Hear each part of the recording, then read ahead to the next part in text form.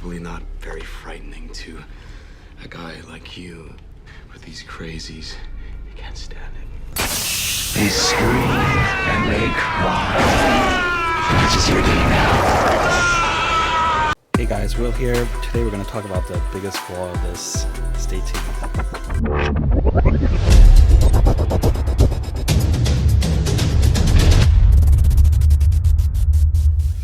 Okay, I just tested this Pocket 3 camera in probably an extreme way. Not extreme like mountain biking in mud or anything like that, because it's not a sports camera.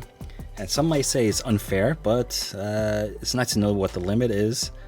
And I was quite surprised at the footage once I saw it. So GoPro 9, still good after all this time. And a mount for that.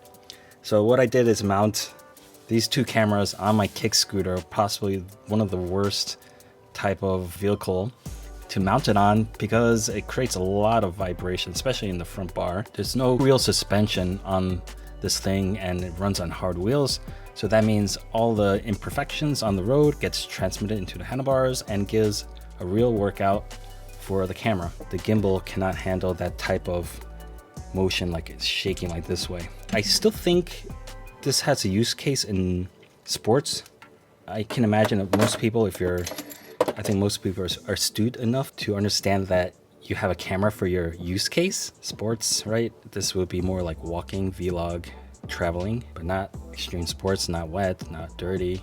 I think this can have a use case in cycling.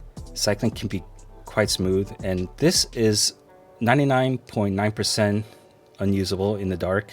It's like a security cam, unless you have like a very bright like city. But imagine you had this mounted on your chest and then it doesn't have that crazy handlebar motion. I think this can do well for night cycling, so I'm definitely will test that in the future. Anyway, coming up will be the footage